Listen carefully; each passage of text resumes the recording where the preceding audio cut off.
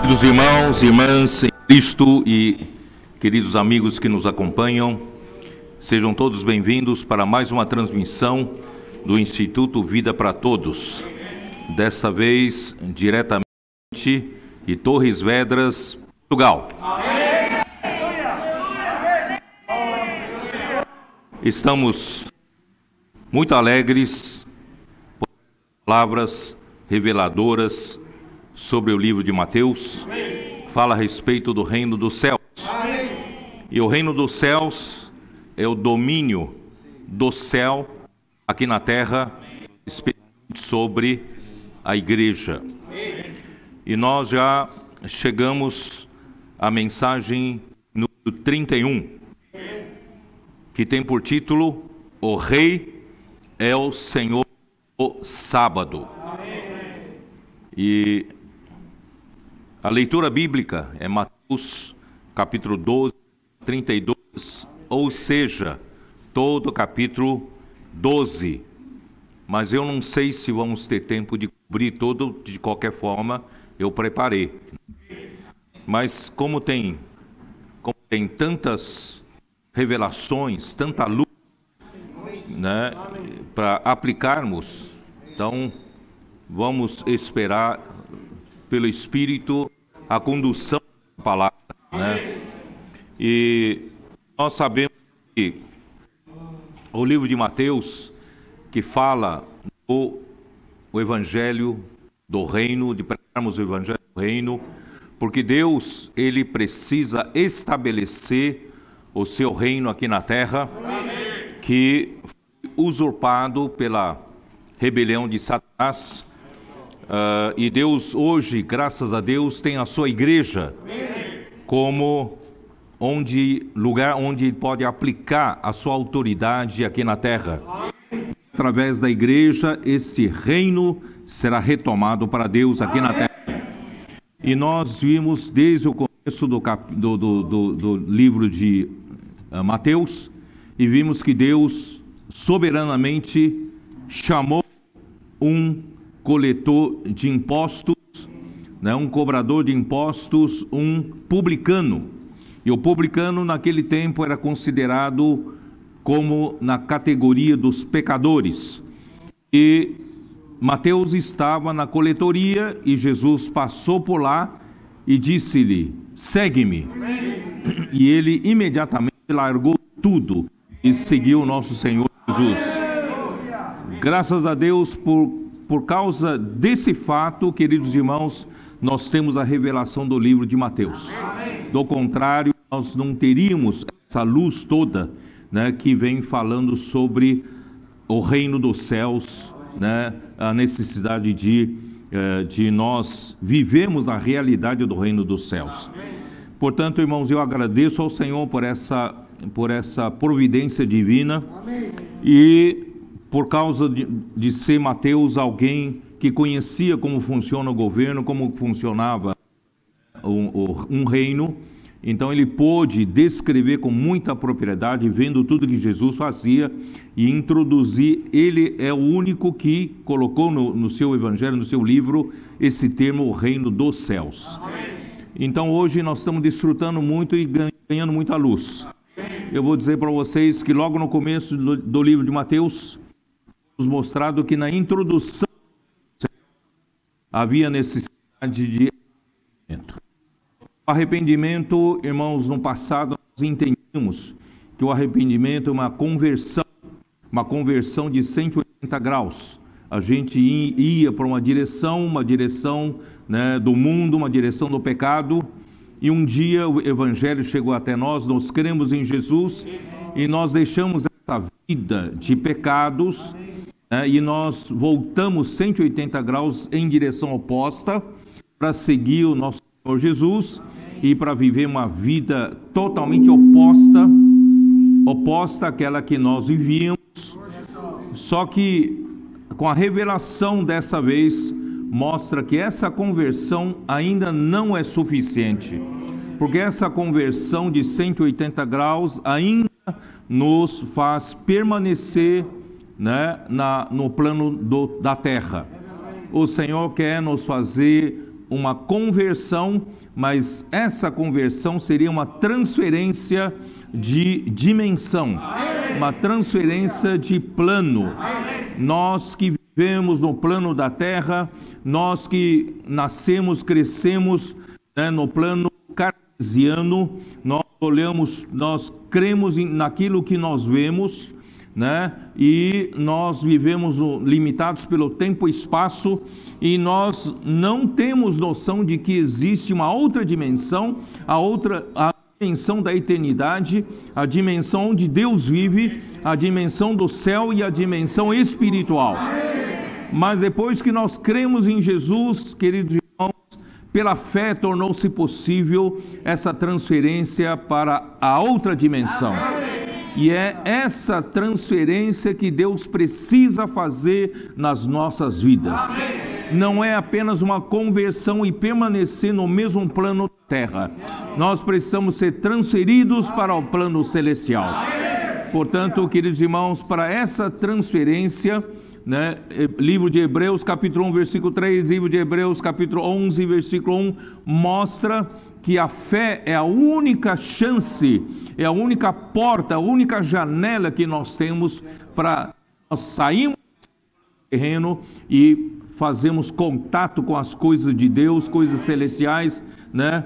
Dimensão de Deus, a dimensão da eternidade. Por isso, irmãos, Deus está nos ensinando a não viver mais, irmãos, confiando em nós mesmos, confiando as coisas dessa terra, aprender a buscar as coisas lá do alto, aprender a pensar nas coisas lá do alto, né? Dessa forma, queridos irmãos, nós de fato vamos estar vivendo o reino dos céus aqui na terra. Amém. Os nossos corpos ainda permanecem nessa terra, mas o nosso ser não é mais desta terra, e nós somos comandados pelo céu. Assim deveria ser a igreja. Por isso, irmãos, essa realidade do reino dos céus está principalmente na igreja em Filadélfia. Deus, então, no final dos tempos, Ele nos chama, né, como a igreja em Filadélfia, Ele nos chama como pequenino rebanho. Não somos muitos, somos poucos, mas agradou ao Pai nos dar o seu reino. Amém. E qual é a maneira de Deus usar um pequenino rebanho para poder influenciar toda a terra, todo o mundo? É com a atuação dos 7 Espíritos. Amém. Portanto, irmãos, nós chegamos na era do Apocalipse, nós chegamos à era dos 7 Espíritos, não é pelo nosso poder, mas é pelo poder do Espírito. Né? E graças a Deus as coisas estão, né, através da comportagem dinâmica, através do Avança Jovem, através da rede das conectadas, através da rede de cuidados, através, irmãos, dos instrumentos que o Senhor deu para a igreja, seja a central de acolhimento, a rede de cuidado das igrejas. Também as igrejas, os irmãos estão aprendendo a sair nas ruas, pregando o evangelho, orando com as pessoas. Posso orar por você? Aqui em Portugal seria posso orar por si, né? E dessa forma nós estamos introduzindo as muitas pessoas também nesse outro plano, o plano celestial, né? Então é isso que Deus quer de nós, embora sejamos poucos, mas Ele quer usar a igreja para influenciar o mundo, e eu creio que a hora da Europa chegou, não é? A Europa foi sempre considerado um continente para com Deus, um continente frio. Mas, irmãos, agora vai mudar. Amém. Vamos esquentar. Amém. Vamos pôr fogo nesse continente. Amém. Vamos orar pelas pessoas onde nós estivermos. Amém. Não precisa esperar qual portão fazer, não. Você pode, nas ruas, ao contactar, ao fazer compra nas lojas, fazer, né, comprar pão na padaria, né, para você na loja, pôr gasosa, né, como é que chama? Gasolina? Gasóleo, né? Nos carros, né, você pode orar pelos seus atendentes, não é isso? E anotar o seu contato e já começa a cuidar. E assim, irmão, nós vamos fazer diferença aqui na terra. Vamos introduzir muitos para o reino dos céus. Muito bem, então, como se entra na realidade do reino dos céus, está nas 9 bem-aventuranças do capítulo 5 de Mateus. E o capítulo 5 de Mateus, a primeira bem-aventurança é a principal. Bem-aventurados os humildes de espírito, porque deles é o reino dos céus. Amém. E nós temos uma versão melhor, né, King James atualizado, que fala assim: bem-aventurados os pobres em espírito, porque deles é o reino dos céus. Amém. E isso vem a confirmar, por exemplo, em Isaías 57, é isso, né? 57, onde está o nosso Senhor? Nosso Deus está em outra dimensão. Né? Eu esqueci de trazer minha King James atualizado aqui do celular. 57, versículo 15, que diz o quê?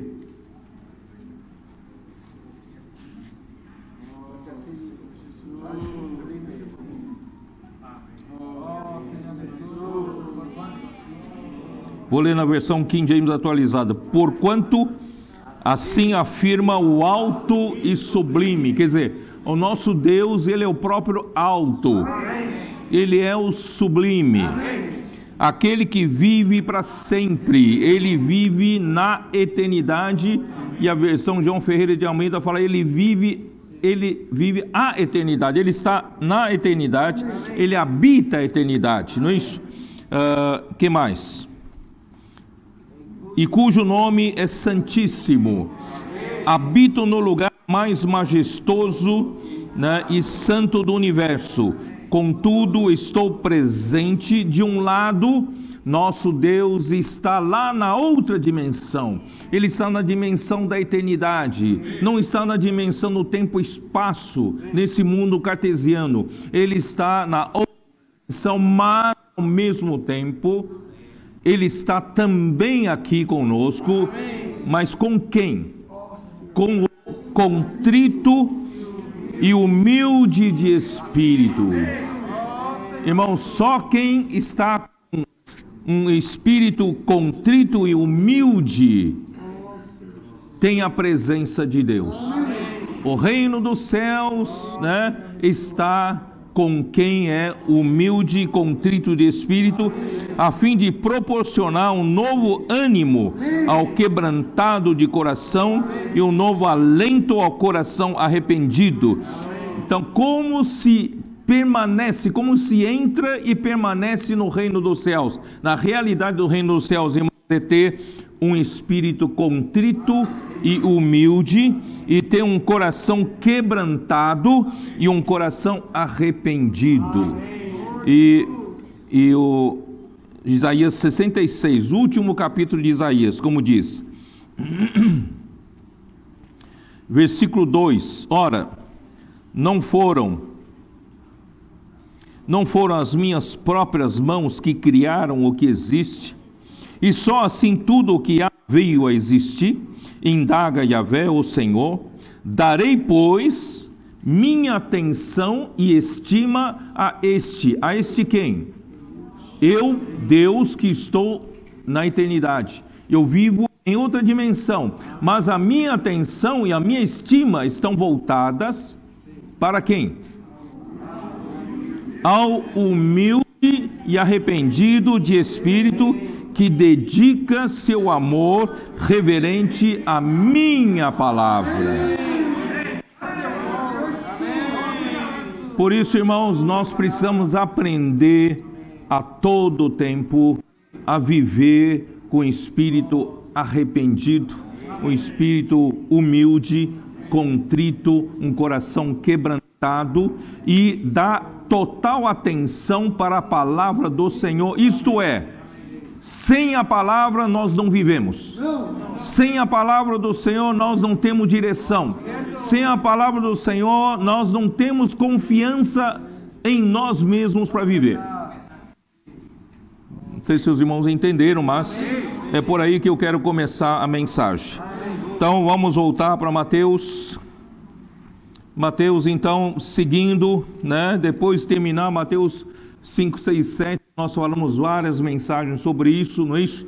E ele então começa a curar, capítulo 8, capítulo 9, não é? Cura de um paralítico, ele vai curando a nossa paralisia. Nós estávamos totalmente paralisados para realizar a obra de Deus, incapacitados, não é isso? Inúteis, nós éramos inúteis, como Onésimo no livro de Filemão. Nós antes éramos inúteis, mas graças a Deus, Deus está nos curando para sermos úteis, né? Os paralíticos estão sendo curados. E depois então o Senhor, né, eu não vou repetir, não tenho tempo, capítulo 9, muitas coisas maravilhosas ali, mostra também a cura, irmãos, dos judeus, dos gentios, e depois a rejeição dos judeus e a salvação veio por gentios, que tem toda a história envolvida no capítulo 9, e no final do capítulo 9 mostra como o rei do reino dos céus se preocupa com as ovelhas perdidas aqui na terra. Ele percorria, irmãos, esse é o modus operandi do nosso rei, do nosso Senhor Jesus, e que nós temos que aprender a viver assim, irmãos. Versículo 35 de Mateus 9, percorria Jesus todas as cidades e povoados, ensinando nas sinagogas, pregando o evangelho do reino, e curando toda sorte de doenças e enfermidades. Quer dizer, o nosso rei não fica entre quatro paredes sentado no seu gabinete. O nosso rei está à busca de pessoas que precisam, né, de salvação, de cura, que estão nas ruas. Portanto, irmãos, a igreja que tem essa responsabilidade de pregar o evangelho do reino, também precisa estar nas ruas. De um lado, precisamos dessa conferência, como que subindo no monte, ouvimos a palavra do Senhor, mas depois precisamos descer do monte, precisamos aplicar essa palavra e percorrer as cidades e aldeias e povoados para achar as pessoas. E as pessoas, versículo 36, vendo as multidões, compadeceu-se delas. Precisamos ter essa mesma compaixão pelas pessoas. Não é porque você está vivendo a vida maravilhosa da igreja, é que você não tenha, né, essa compaixão. Precisa ter essa compaixão pelas pessoas, porque estavam aflitas e exaustas como ovelhas que não têm pastor. Irmãos, uma vez que o ser humano se desconectou de Deus, com a queda do homem, o pecado entrou, pelo pecado a morte entrou, e a morte passou para todos os homens, porque todos pecaram. Isso está em Romanos, livro de Romanos. E então, irmãos, todo ser humano que se desconectou vive em desordem, vive em aflição, estão aflitas, estão em sofrimento, e também estão cansados. As pessoas estão cansadas, são ovelhas que estão exaustas, porque o homem se desconectou de Deus. Então a nossa responsabilidade como igreja é reconectar as pessoas com Deus através do evangelho. Através de uma pequena oração você pode converter os corações para Deus. Portanto, irmãos, vamos sair às ruas, pregar evangelho, orar com as pessoas. É só isso que eu posso dizer, tá? Aí nos últimos 2 capítulos de Mateus 9 fala de que a seara é grande, mas poucos são os trabalhadores. Vocês se lembram que nós somos um pequenino rebanho, não é toda a cristandade que consegue ver isso, que está fazendo esse trabalho, e Deus está usando esse pequenino rebanho. Portanto, irmãos, a seara é muito grande para poucos trabalhadores, mas Deus pode multiplicar a força. A força, né, do trabalho, né, da igreja, Deus pode multiplicar através dos seus 7 espíritos. Portanto, irmãos, aí entra no capítulo 10, Jesus então escolhe, né, chama os 12 discípulos e os envia como os 12 apóstolos. Então, dá instruções, não é isso? E já vai prevenindo-os contra as dificuldades que virão, tal, mas eles não precisam ter medo, porque quem envia é quem cuida deles. Então não precisa se preocupar quando é levado às autoridades o que falar, o que não falar. Fiquem tranquilos que Deus porá a palavra na sua boca, tá? E no final, né, quem recebe, qualquer um de nós terá recompensa diante de Deus. Quem der um copo de água fria para um desses pequeninos terá recompensa, certamente terá seu galardão. Portanto, irmãos, nós somos muito queridos de Deus se nós fizermos esse trabalho para Deus. Aí no capítulo 11, né, eu preciso preparar tudo isso para entrar no capítulo 12, tá? Capítulo 11, Jesus então acaba de dar instruções para os 12 e os envia para a rua, e ele mesmo não entrou entre quatro paredes para descansar. Ele mesmo saiu para pregar, tá? Versículo 11, capítulo 11, versículo 1. Aí então entra uma história que eu preciso falar, ainda que já dei essa palavra na última mensagem, para poder entrar no capítulo 12, para vocês entenderem a questão do sábado. Aí entra a questão de João Batista. Aqui no capítulo 11, versículo 2, quando João Batista ouviu no cárcere falar das obras de Cristo, mandou por seus discípulos perguntar-lhe: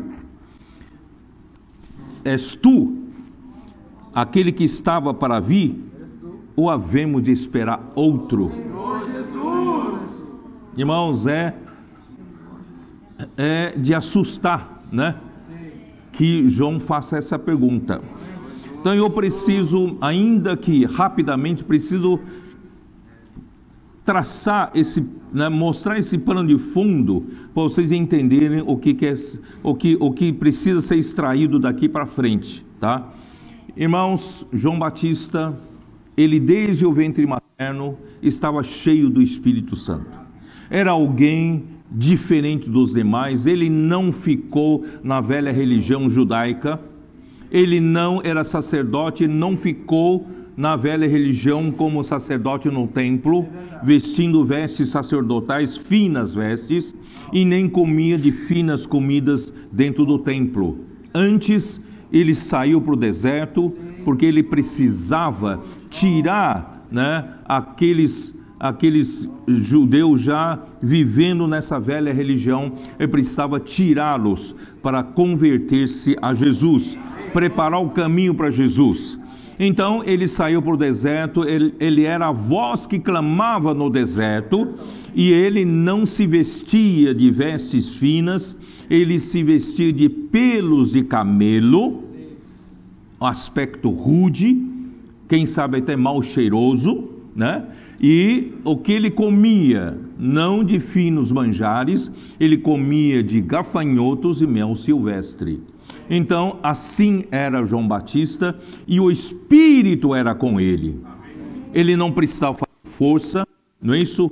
O próprio Espírito trabalhava, e multidões recorriam a ele e eram batizados por ele. Ele até dizia para os fariseus: raça de víboras, quem vos induziu a fugir da ira vindoura? Ele tinha autoridade, não é isso? E as pessoas vinham a ele, por quê? Porque o Espírito estava com ele.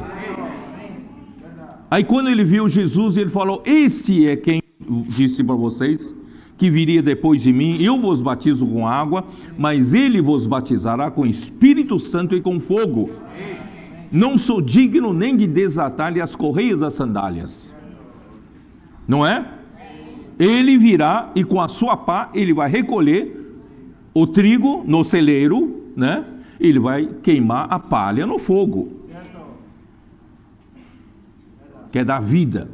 A igreja é aquela que tem vida. O trigo é que tem vida, a palha não tem vida. Então, queridos irmãos, João Batista era trabalhava totalmente no descanso do Espírito. Os irmãos estão me entendendo o que eu quero introduzir, certo? Mas, quando ele batizou Jesus, ele foi testemunha ocular de que o Espírito desceu como pomba sobre Jesus ao sair das águas, e uma voz que dizia lá do céu: este é meu filho amado, em quem me comprazo, não é? E no dia seguinte, ele diz: eis o Cordeiro de Deus, e 2 dos seus discípulos seguiram a Jesus. Mas ele não seguiu. Ele deveria ter seguido. Por quê? Porque a sua tarefa acabou. Ele é o precursor. Ele introduziu a Jesus, batizou a Jesus, inaugurou Jesus para começar o ministério de Jesus. Então o seu ministério terminou. E ele não terminou com o seu ministério, irmãos. E a partir de então, ele formou uma religião dele. Irmãos, entenderam? Quando ele foi usado por Deus, ele saiu do ambiente da velha religião judaica. Mas ao não sair de cena na hora que deveria sair e seguir a Jesus, se ele seguisse a Jesus, ele se tornaria um do reino dos céus. E não seguiu. Ele acabou formando uma religião e concorria com Jesus e os seus discípulos.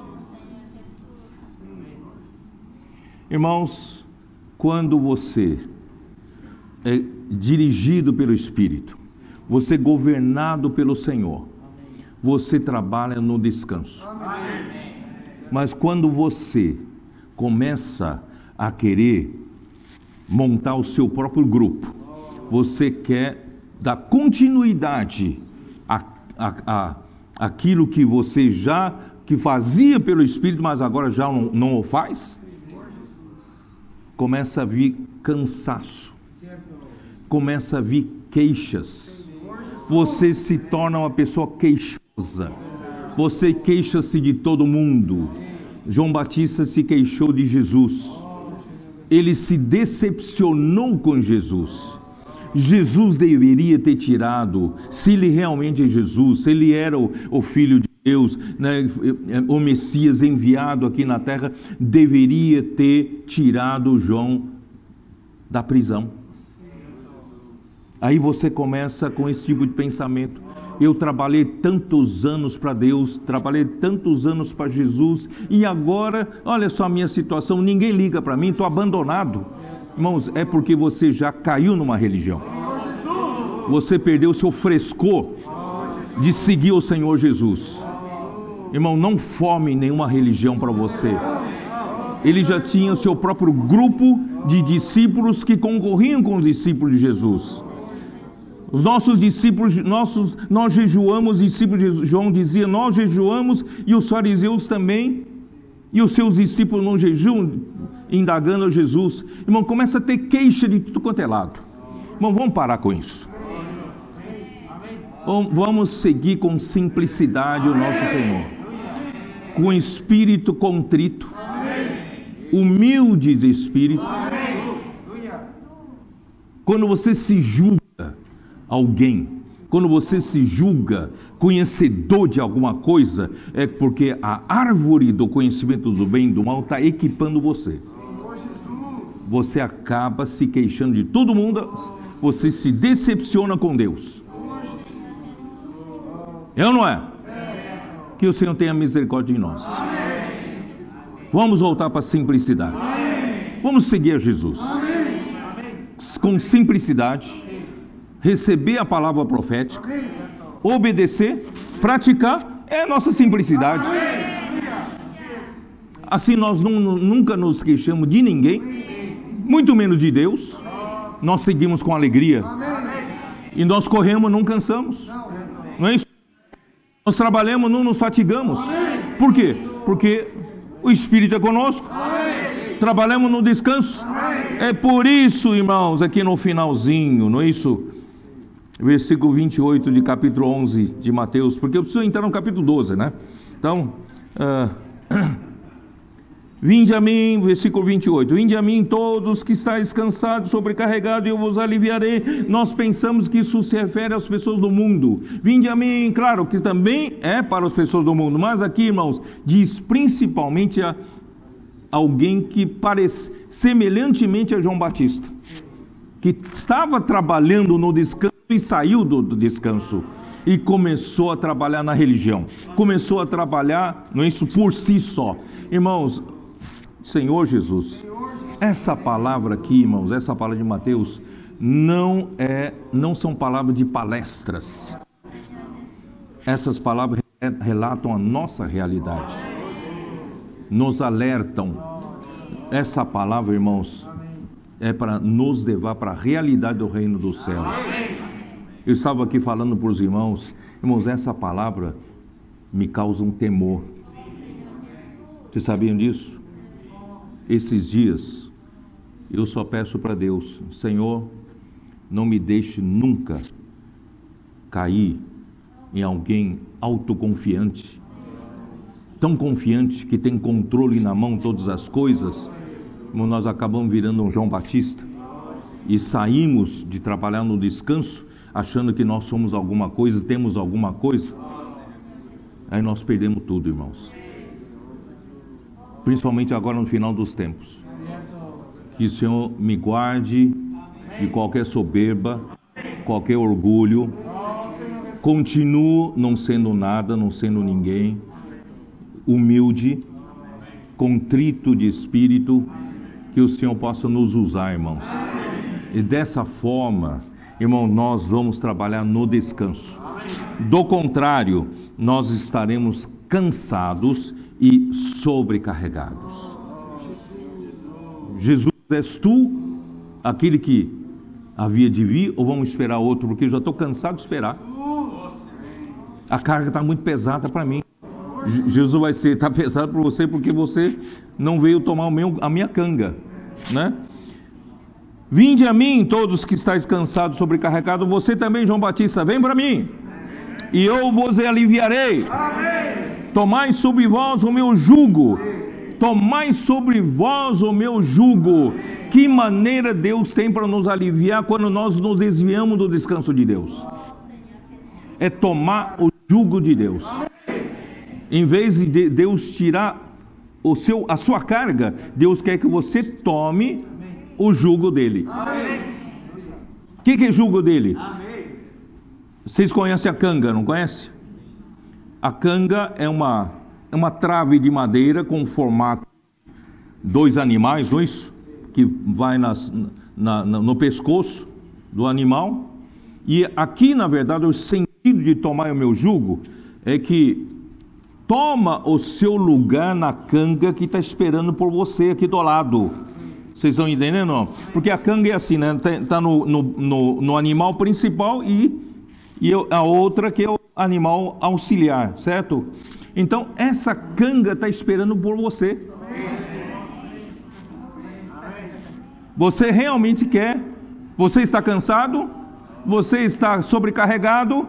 João Batista, os discípulos de João Batista, vocês estão cansados? Estão sobrecarregados? Vem tomar, esse lugar é seu. Amém. E eu vos aliviarei. Amém. Vem tomar a minha canga. Amém. Porque quem vai carregar sou eu, não é você. Os irmãos entenderam? Essa obra toda que nós estamos aqui, irmão, como igreja fazendo aqui na terra, não somos nós quem fazemos. É Ele fazendo. Nós apenas tomamos nosso lugar na canga. Ele quem leva toda a carga. Porque a canga é para puxar um carro, uma carga grande, ou um arado para trabalhar. Mas, irmãos, o boi principal vai levar toda a carga. E você vai se sentir aliviado. É aquele, irmãos, nós somos esses, irmãos, que se nós trabalhamos nesse princípio, nós somos aqueles que correm e não se cansam. Não é? Somos aqueles que trabalham e não se fadigam. Não é isso? Ó Senhor Jesus. Tá? Tomai sobre o meu jugo e aprendei de mim. Aprendei de mim. Eu não vim aqui na terra para tirar férias. Eu vim aqui na terra fazer a vontade do Pai, pregar o evangelho do reino, mas eu não me canso. E quem toma o meu jugo não se cansa também. Porque eu sou manso e humilde de coração, achareis descanso para a vossa alma. Porque o meu jugo é suave e o meu fardo é leve. Irmãos, esse pano de fundo é que me permite entrar no capítulo 12. Tá? O capítulo 12, versículo 1. Por aquele tempo, em dia de sábado, passou Jesus pelas searas, ora,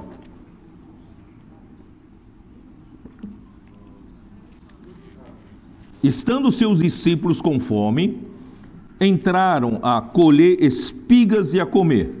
Os fariseus, porém, vendo isto, disseram-lhe: eis que os teus discípulos fazem o que não é lícito fazer em dia de sábado. Os fariseus são essa patrulha religiosa, não é isso? Eles não têm descanso, não têm descanso. Mas Jesus lhe disse: não lestes o que fez Davi quando ele e seus companheiros tiveram fome? Como entrou na casa de Deus e comeram os pães da proposição, os quais não lhes era lícito comer, nem a ele, nem aos que com ele estavam, mas exclusivamente aos sacerdotes? E não lestes na lei que aos sábados os sacerdotes no templo violam o sábado e ficam sem culpa? Pois eu vos digo, aqui está quem é maior do que o templo. Mas se vós soubesseis o que significa misericórdia quero e não holocausto, não tereis condenado inocentes, porque o Filho do Homem é Senhor do sábado. Eu tive que traçar todo o pano de fundo para você entender aqui sobre o sábado, tá? Então, vamos lá, vamos começar. Irmãos,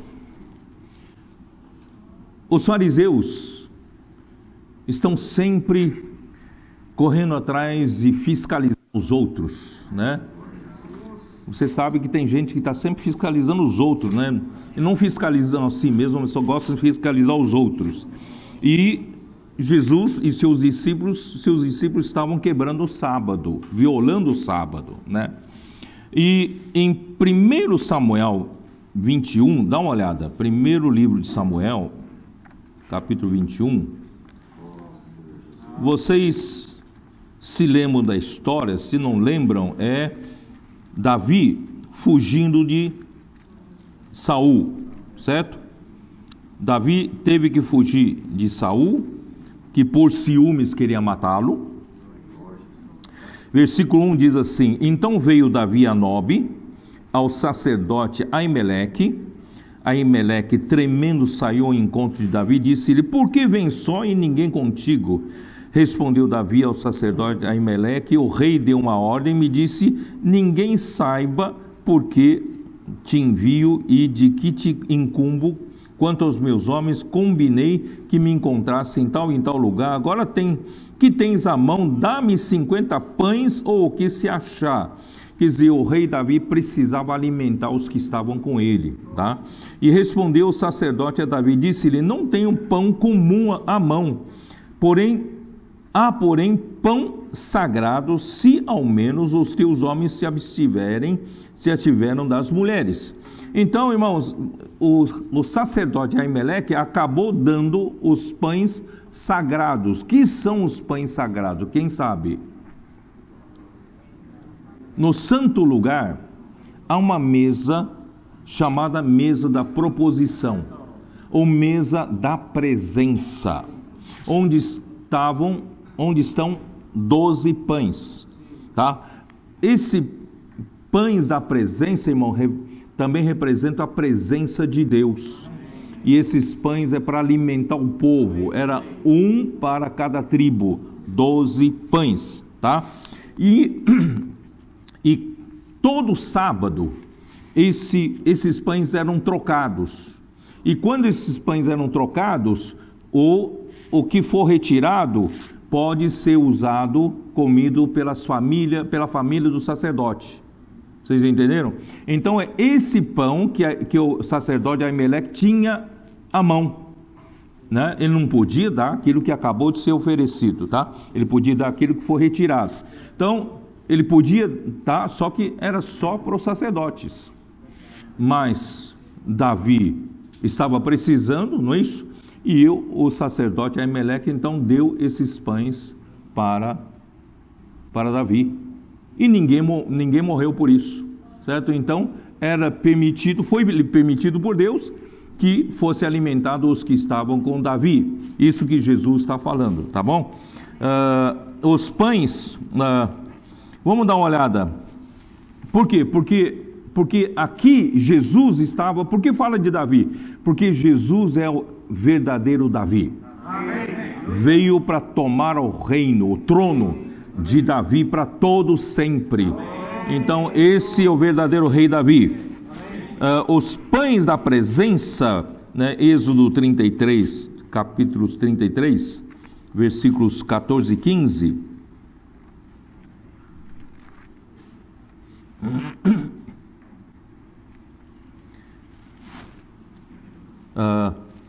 Aqui, né, é um versículo muito conhecido. Respondeu-lhe: a minha presença será contigo, eu te darei descanso. Então lhe disse Moisés: se a tua presença vai comigo, não nos faça subir desse lugar. Irmãos, quando fala do pão da presença, refere-se, irmãos, ao descanso.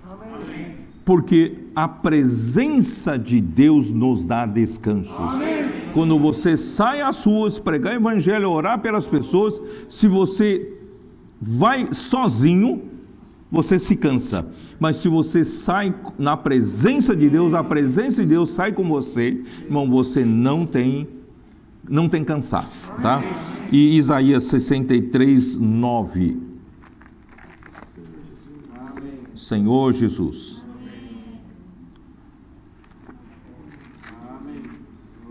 Vamos trabalhar no descanso ou não? Amém.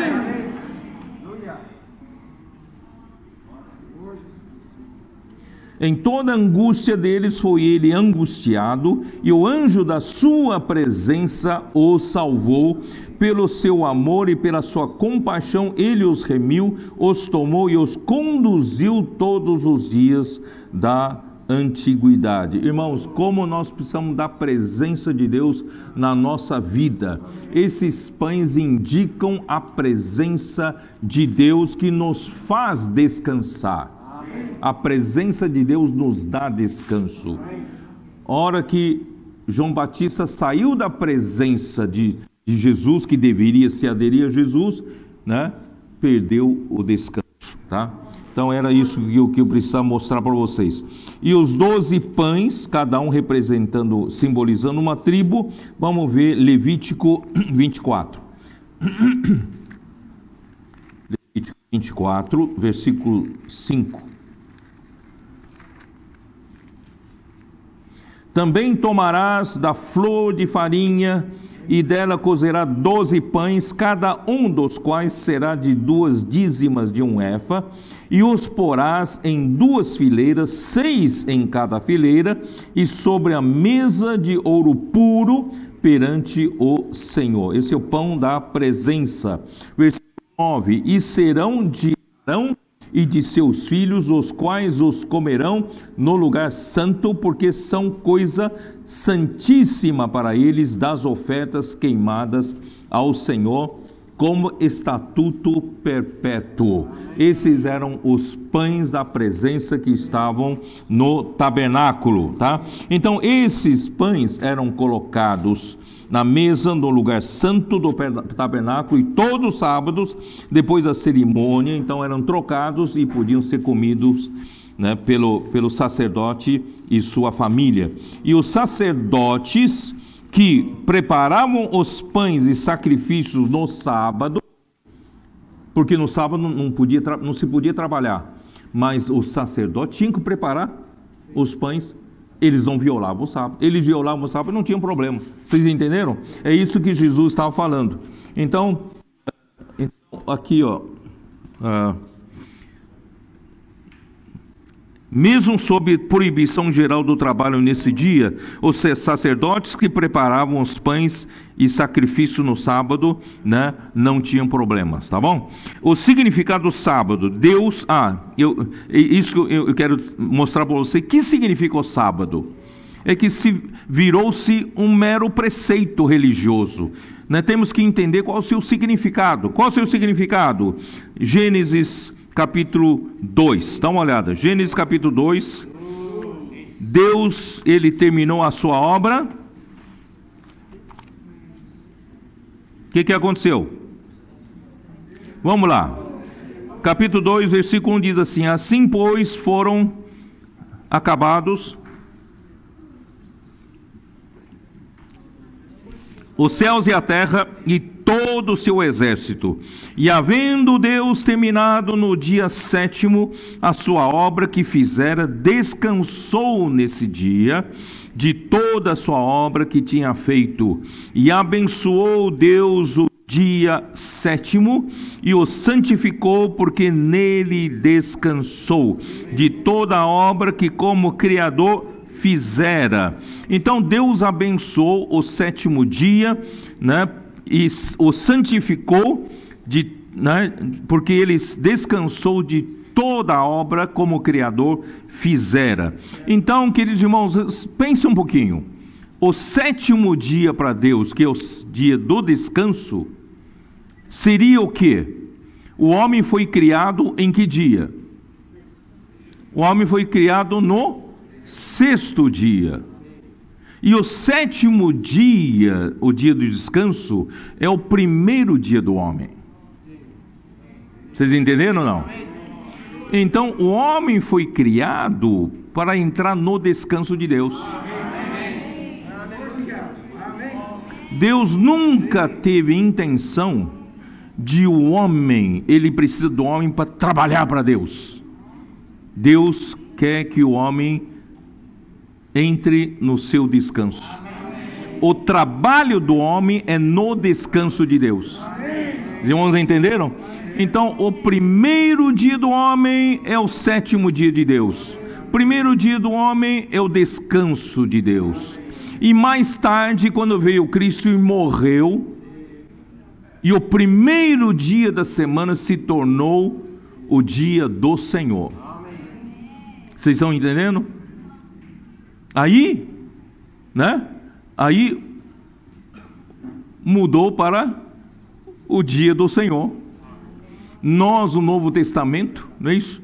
Nós, no Novo Testamento, nós ressuscitamos com Cristo. Amém. No primeiro dia da semana, nós já também nascemos. A igreja foi gerada na ressurreição e nascemos no descanso. Vocês entenderam? Então, irmãos, Deus não tem intenção do seu trabalho braçal, do seu esforço natural, religioso, fazendo muitas obras para Deus. Ele quer que você desfrute da sua descanso, do seu descanso. Por isso ele fala: vem tomar o meu jugo, aprendei de mim.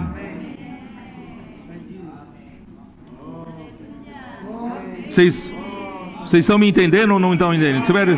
Então, irmãos, ó Senhor Jesus, Êxodo 20, versículo 8.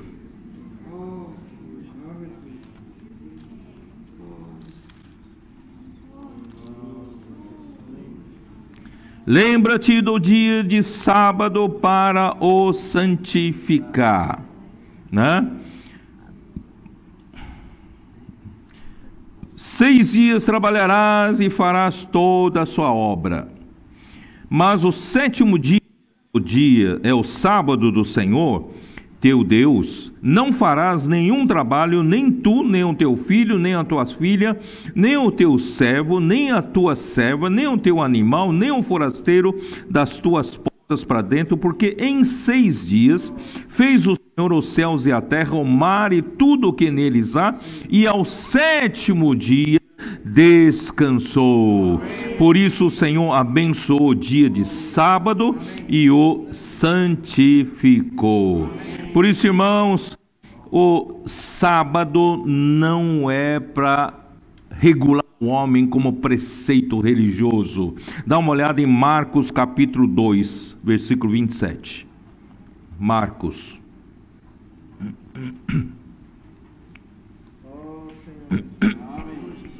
E acrescentou: o sábado foi estabelecido por causa do homem, e não o homem por causa do sábado.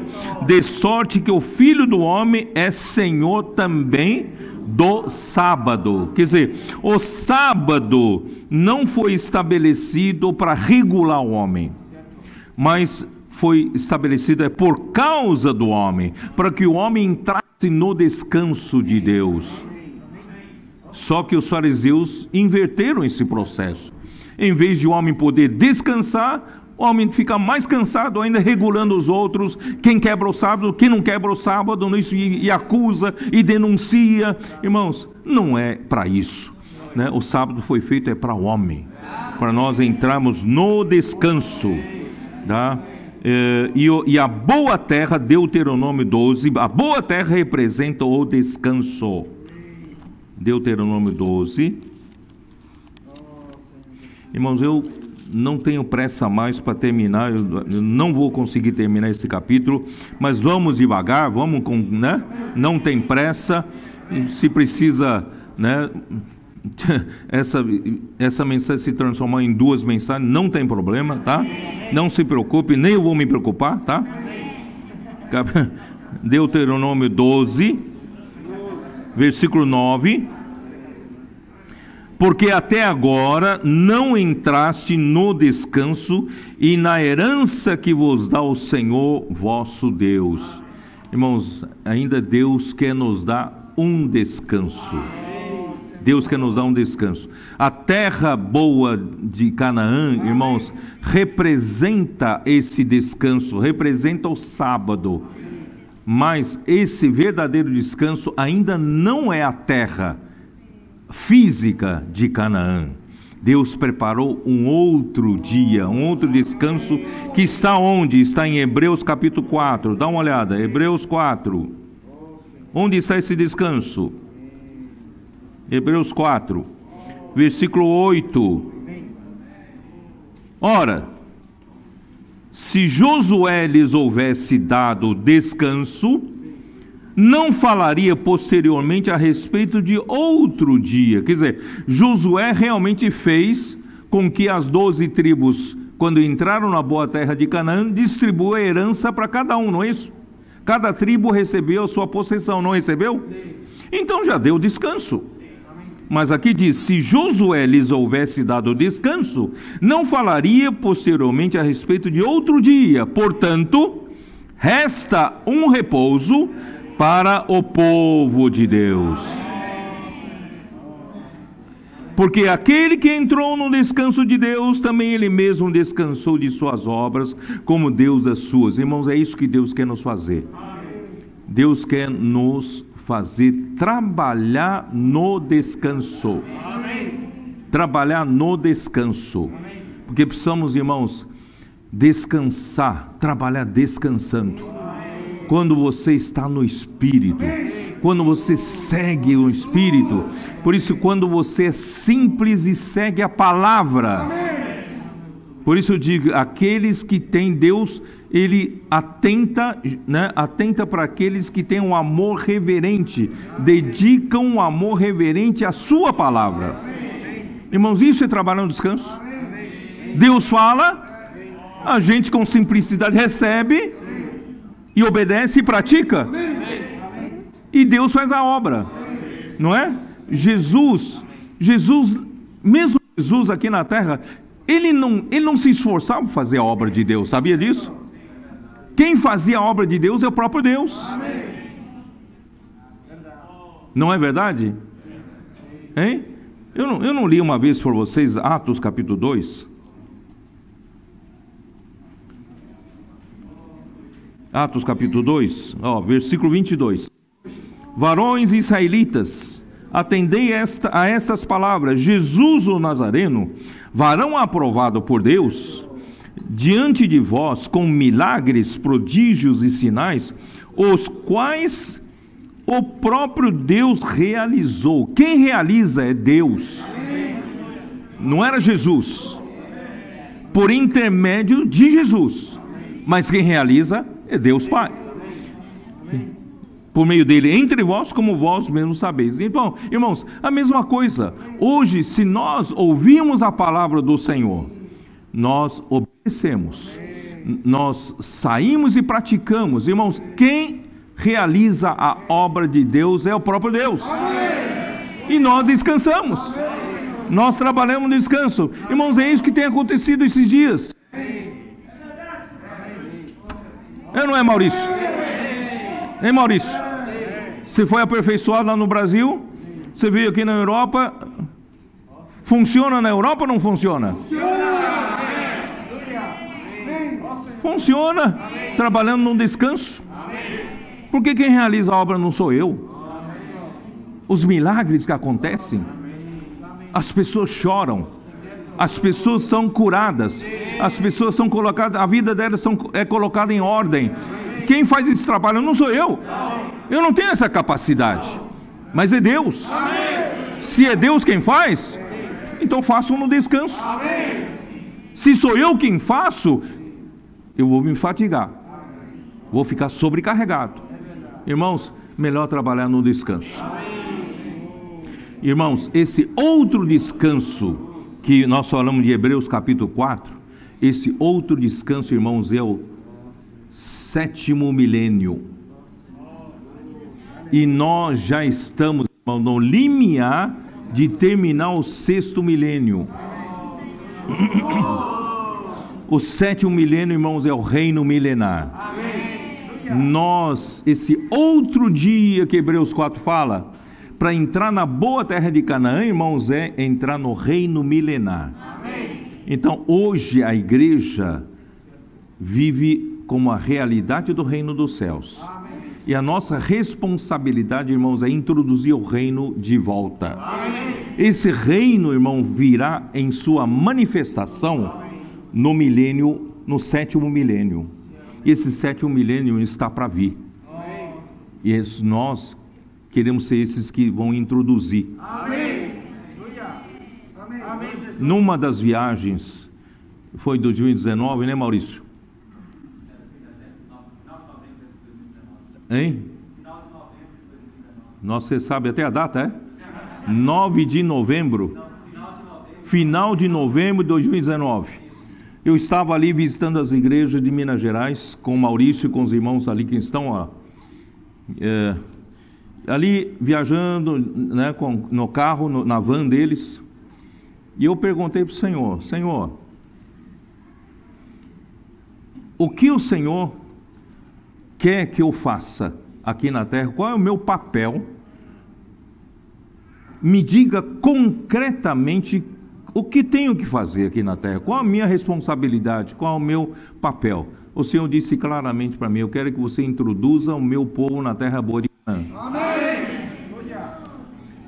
Quer dizer, então a minha responsabilidade, irmãos, eu quero completar minha carreira, terminar meu ministério, é de levar os irmãos ao reino milenar. Reino milenar, irmãos, é a manifestação no reino dos céus. Só vai para lá quem hoje vive a realidade do reino dos céus. Quem hoje vive a vida de um vencedor.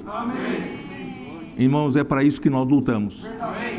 Se é para viver uma vida cristã qualquer, nós precisamos estar aqui, né, Grimaldi? Precisamos estar aqui. Mas se nós queremos ser vencedores, queremos lutar pelo reino, né? Estamos dispostos, irmãos, a negar a si mesmo, tomar a cruz e seguir o Senhor e trabalhar no descanso, porque o 7º milênio está nos esperando. Quando nós introduzimos o reino de Deus aqui na terra, irmãos, a terra vai descansar, porque introduziremos o descanso, o repouso, né, que está preparado para nós. Então vamos lá ainda voltar para Mateus, né? Ó Senhor Jesus. Onde eu estou, hein? Estou até perdido aqui, né? Senhor Jesus.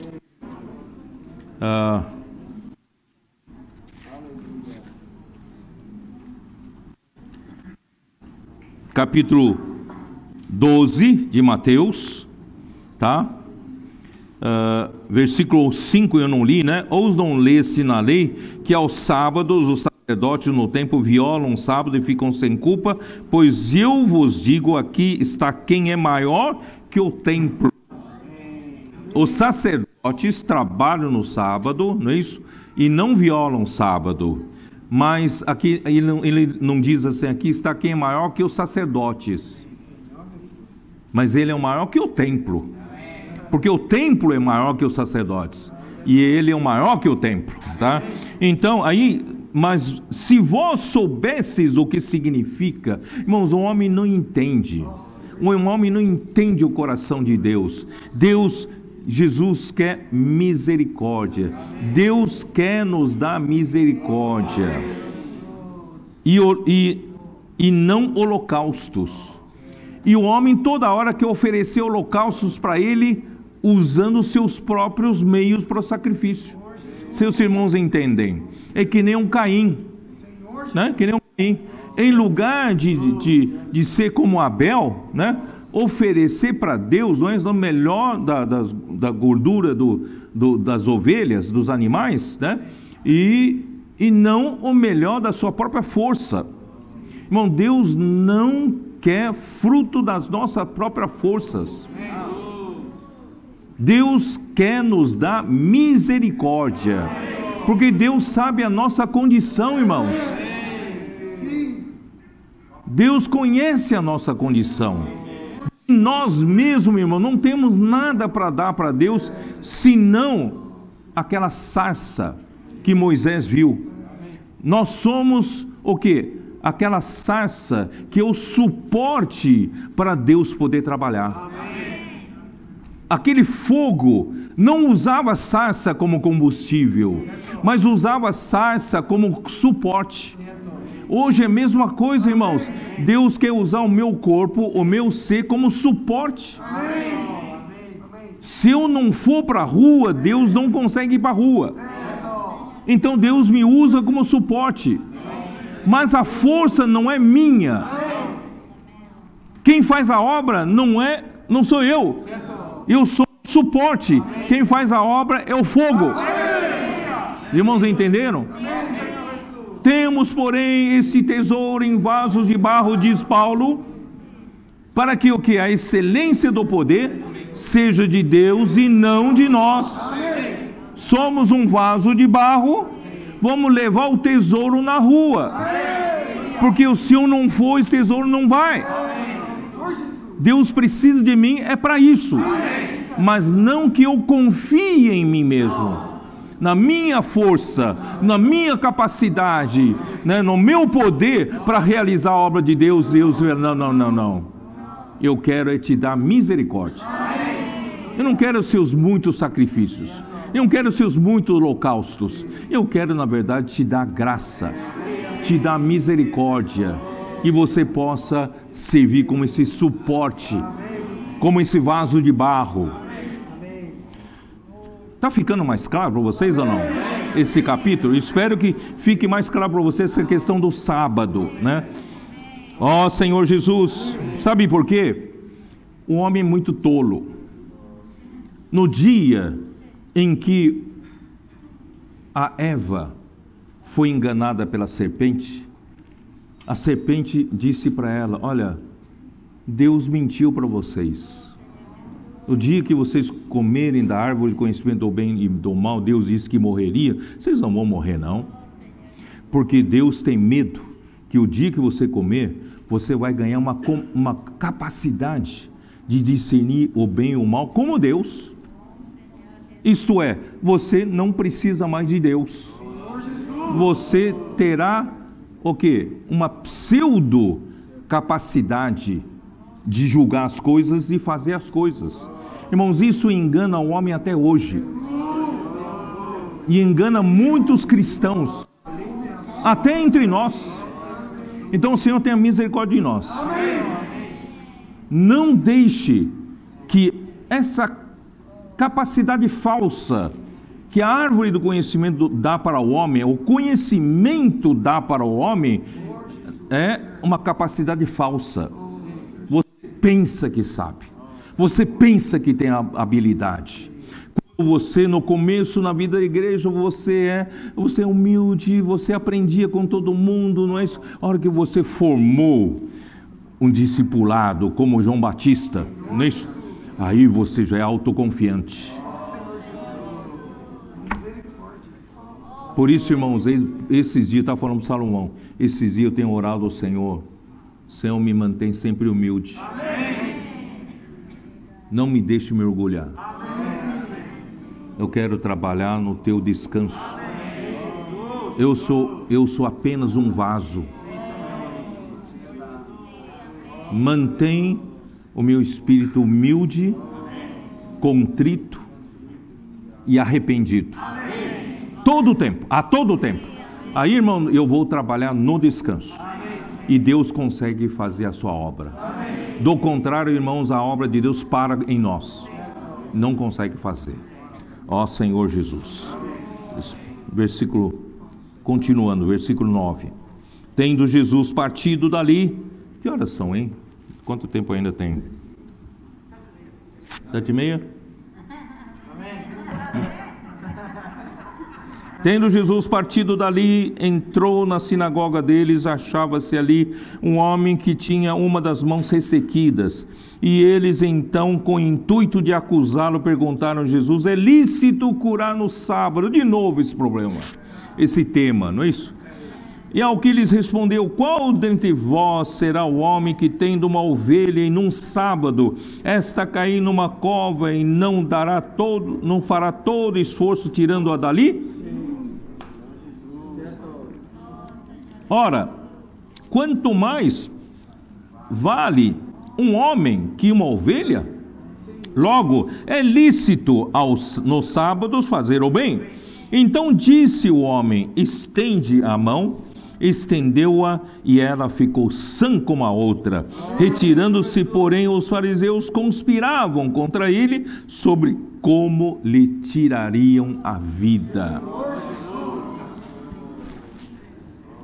Irmãos, bom, primeiro, a cura do homem da mão ressequida também está registrada em Lucas capítulo 6. Dá uma olhada, Lucas capítulo 6. Aqui, porque eu faço questão de ler aqui, né, para vocês, é que esse sábado é o sábado seguinte da outra semana, depois que os discípulos passaram pela seara e comeram da espiga, tá? Então, só para vocês saberem, no tempo, que é no sábado seguinte. Capítulo 6, versículo 1. Aconteceu que, num sábado, passando Jesus pelas searas, seus discípulos colhiam e comiam espigas e debulhando-as com as mãos. Versículo 6, vocês mostram para nós que no outro sábado, tá bom?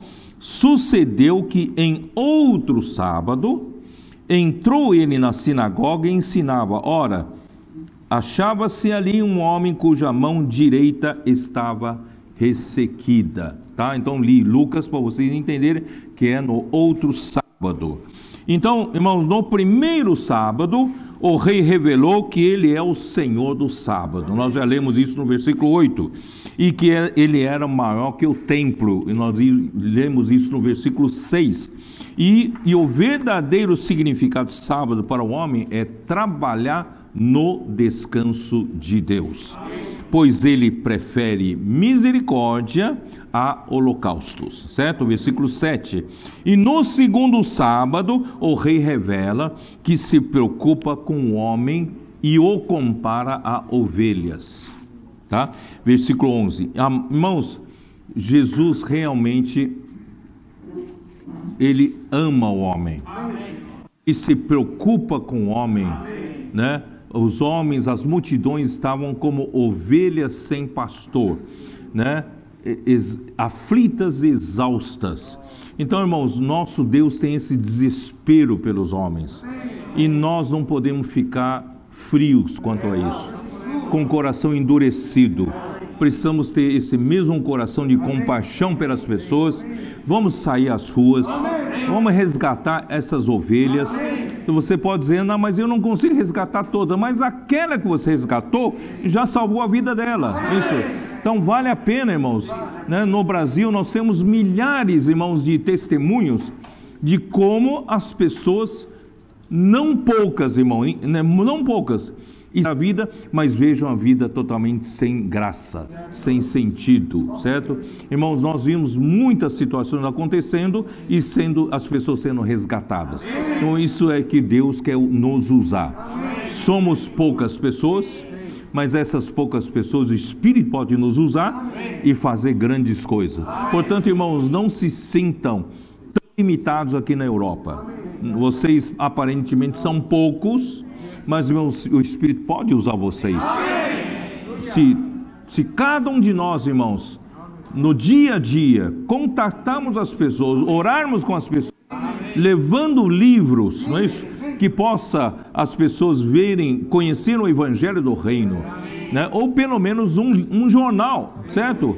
Então, irmão, deixe alguma coisa na mão das pessoas, irmão, e pega os contatos para cuidar. Pega um contato.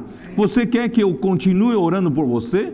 Você continua, né? Eu continuo cuidando de você? Ou nós temos uma rede de cuidado que pode continuar cuidando de você?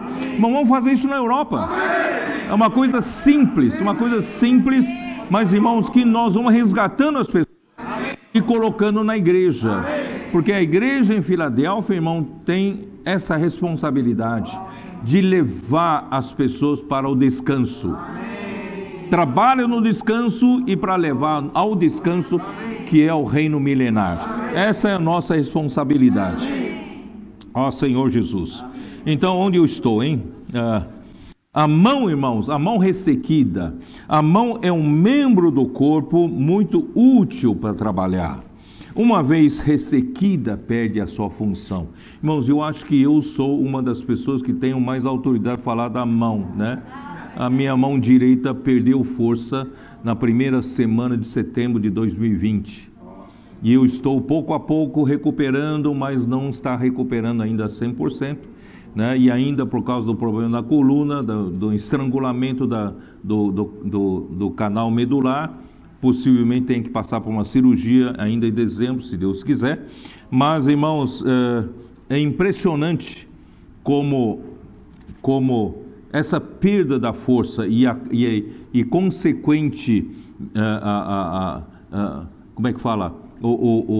A mão começa, né, os músculos começam a definhar, atrofiar, é todo o problema do sistema nervoso. E o sistema nervoso está ligado à autoridade da cabeça. O cérebro é quem manda. Então, quando o cérebro interrompe a ordem do cérebro à mão, aí acontece ligado ao problema do sistema nervoso, do problema de receber o comando, não é isso? O sistema nervoso não for recuperado, não adianta nada, porque quem manda ainda é sistema nervoso, que é a autoridade. Portanto, irmãos, o homem precisa estar conectado à autoridade de Deus, né? Aí pede a função. Se você desconecta-se do cérebro, você perde a função, nós não conseguimos trabalhar para Deus e trabalhar no descanso, né? Então, graças a Deus, irmãos, Deus quer nos curar. Curar o homem, né? Deus curou no sábado, tá? E por não reconhecer que Jesus era o Cristo, o Senhor do sábado, os fariseus o acusaram de violar o sábado, versículo 10 e 14, nós acabamos de ler, não é isso?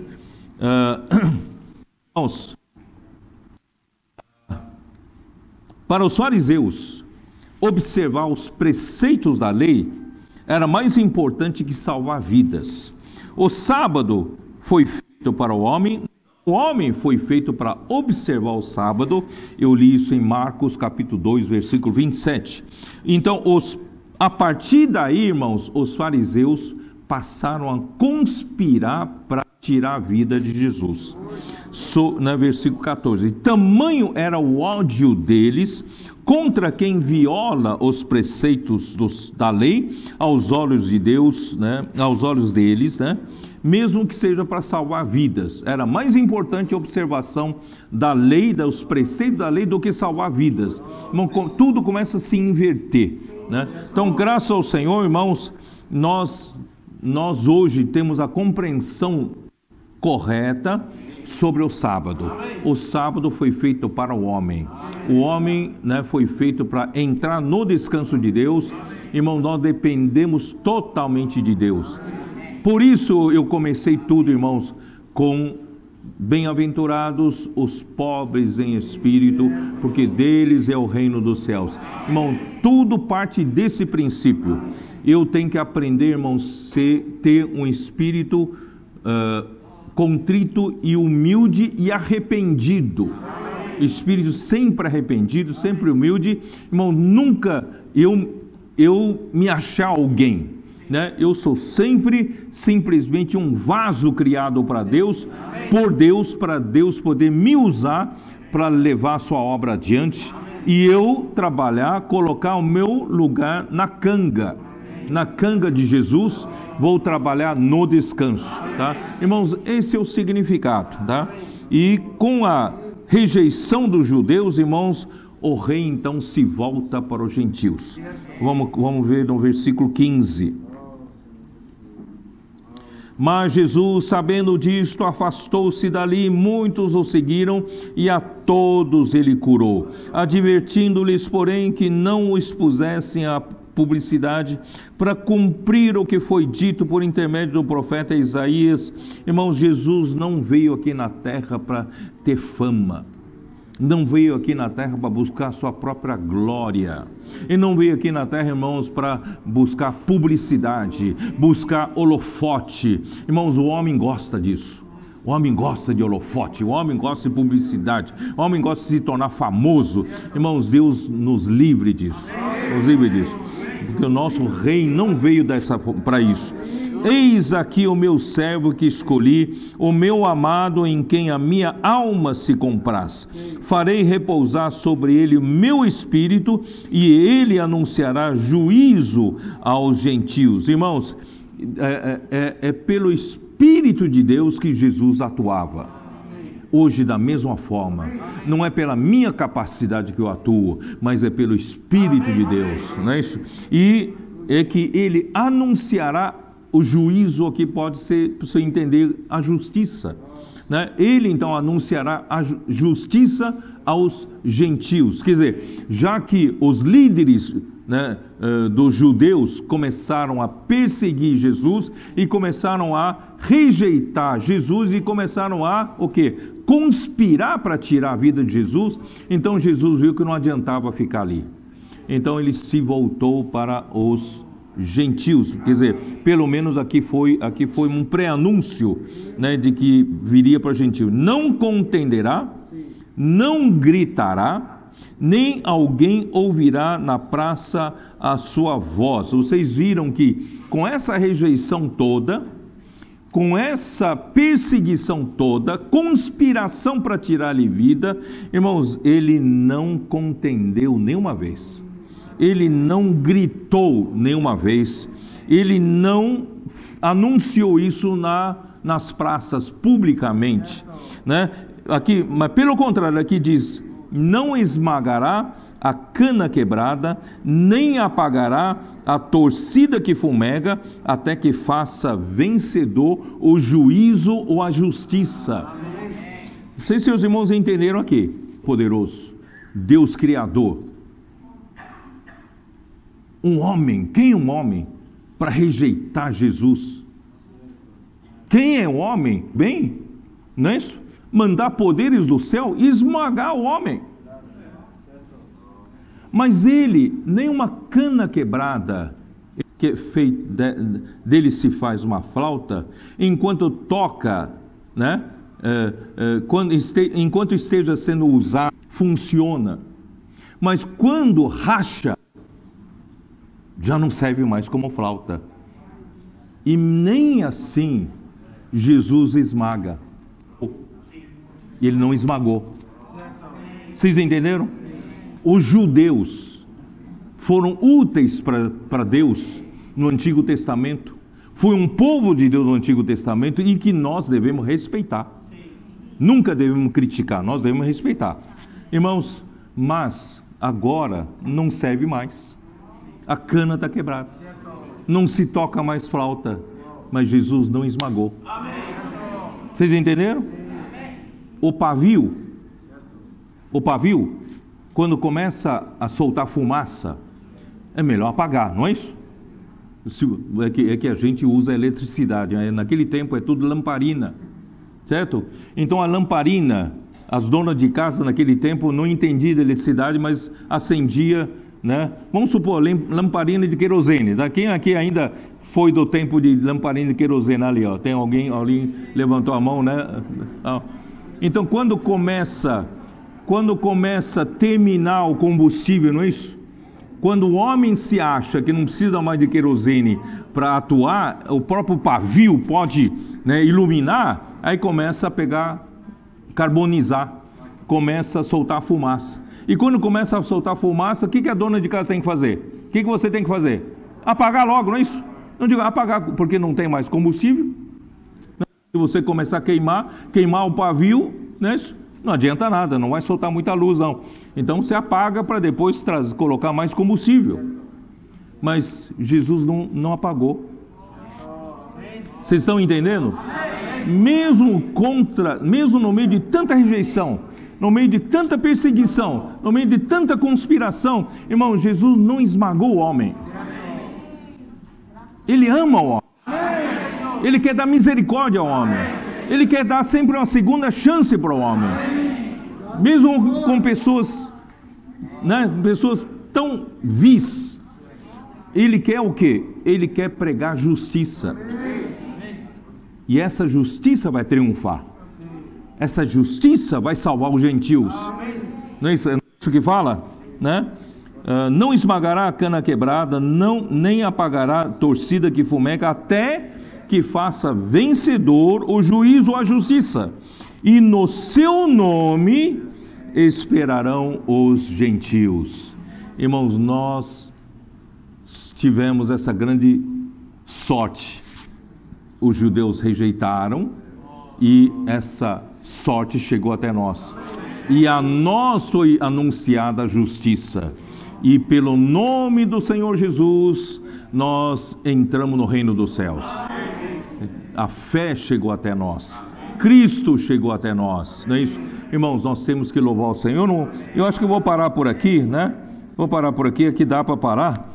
Irmãos, vamos aprender aqui na Europa a trabalhar no descanso.